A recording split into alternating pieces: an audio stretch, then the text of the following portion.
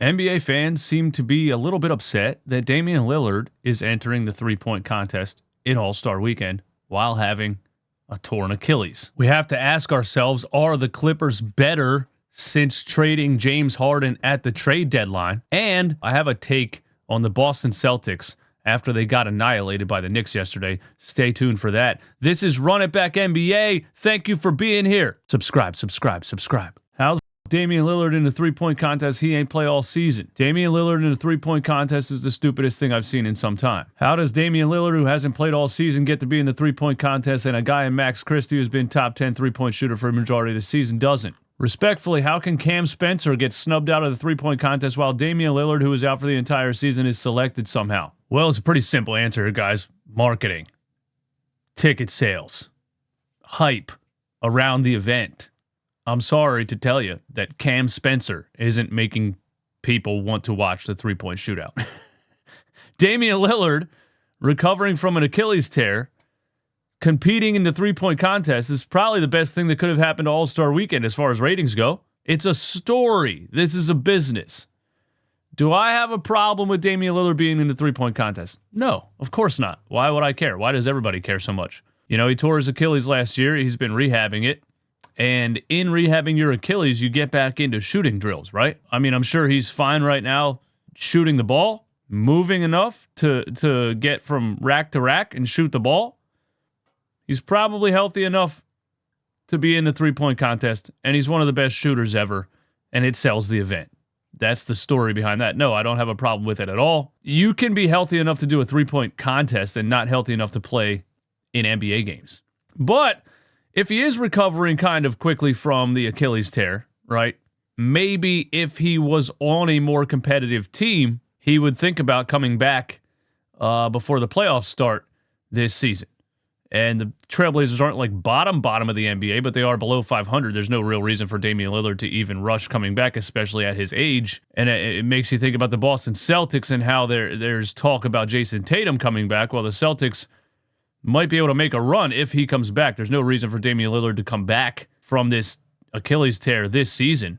But sure, he could be in the three-point shootout. Why do you guys care so much? But the winner of the three-point shootout is going to be your guy right here on the bottom left, Tyrese Maxey. Kawhi Leonard has been playing out of his mind since the NBA trade deadline. He must have gotten that payment from the tree company right around the same time they made a couple of trades. Yesterday, I should say, he dropped 41-7-4. Against the Kings just 2 days before, he had 31-9-7. And so we have to ask ourselves, are the Clippers better after the trade deadline? Addition by subtraction.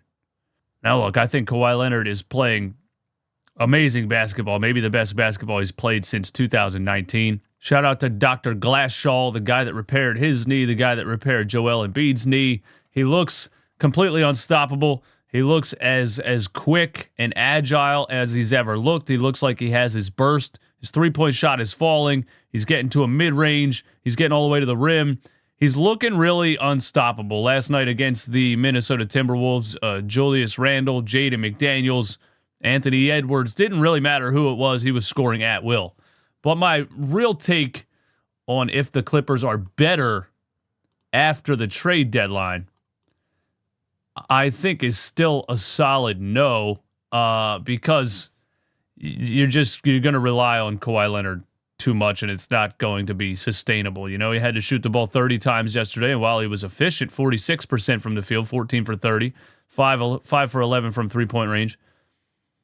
Unless he averages 41 points per game, the Clippers are not better since the trade deadline.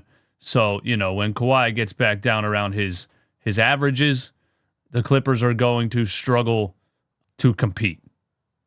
But I think it's a nice story, these two games right after the trade deadline. But, you know, not just trading James Harden being and I say the things that I say about James Harden, but James Harden being a guy that can take pressure off of Kawhi Leonard, so he doesn't have to shoot the ball 30 times a game, right? And doesn't have to average 41 points a game for them to win.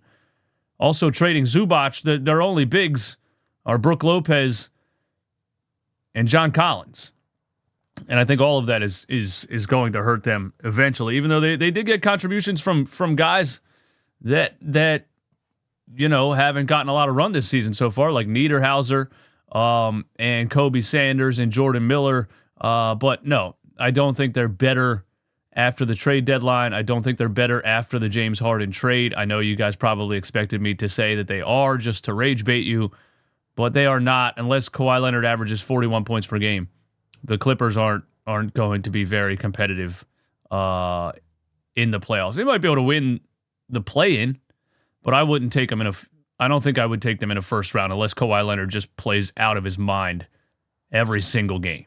The New York Knicks stomped the Boston Celtics yesterday, 111-89, and I just have a couple of takes on this game. First of all, the Boston Celtics shot 17% from three, but I think that's more of what the New York Knicks were doing defensively, guarding the perimeter, to hold them to 17% from three, 7 for 41, and held them to a season-low 89 total points. On the other end for the Knicks, Josh Hart was shooting the lights out, and he has games like that once in a while, and he's really a guy that people leave open, so that kills you when Josh Hart decides to just be a lights-out shooter for no real reason. Alvarado brought his hustle, his scrappiness, that vibe that he brings to a team. 12 points, 2 rebounds, 2 assists, 2 steals, and a block for Jose Alvarado. So it's looking like a great addition for the New York Knicks so far. But what I really think the Knicks are doing that's changing them a little bit defensively is the minutes for Diawara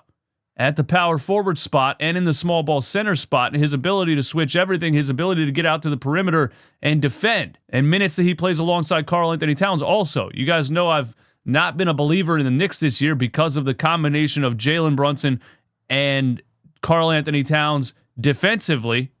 What I saw last night was that Diawara might be the answer to that, because you can just play him in a lot of different spots. You can play him alongside Karl Anthony Towns. You can play him at the 3 if you have to. He can switch everything. He can get out to the three-point line. He can also defend fours around the rim. You can play him at small ball center. So I think the Knicks are changing their identity a little bit defensively based on the struggles they were having versus the struggles they were having earlier in the season with the addition of Alvarado and the emergence and the minutes for Diawara. Sorry, that was my cat in the background if you guys heard that noise. My take on the Boston Celtics, they shot 17% from three. They're a good three-point shooting team, but when you shoot 17.3% from three in today's NBA, you're probably not going to win. But I do have a take on the Boston Celtics since they made the Vucevic trade. And some of you guys aren't going to like this take. Too many whites. Too many whites. The Celtics play too many whites. I don't want a team that plays that many whites. I'm sorry. They can't defend. Larry Bird has a famous quote, "I felt disrespected every time they guarded me with a white guy." And that's coming from Larry Bird. Celtics play too many whites. Then they add Vucevic to the mix. That's a guy that can't get out to the shooter on a ball screen. He can't roll with the center. Vucevic can't defend whatsoever. I wasn't blown away by the Vucevic trade for the Boston Celtics. Too many white guys on the floor.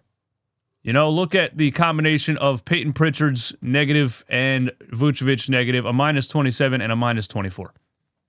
I'm sorry. Too many whites. Boston really does love white players, don't they? Remember those years where Tom Brady was throwing touchdown passes to just random white dudes?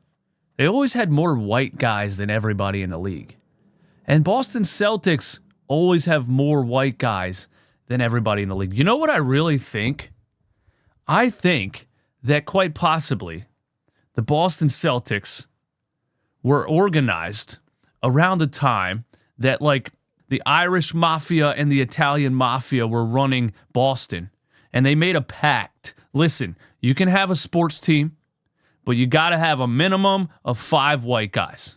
That's all I got. If you enjoyed this content, subscribe to this channel, Run It Back NBA. Hit the like button. Hit the notification bell so you don't miss any NBA breakdowns right here. Thank you. I'll see you soon.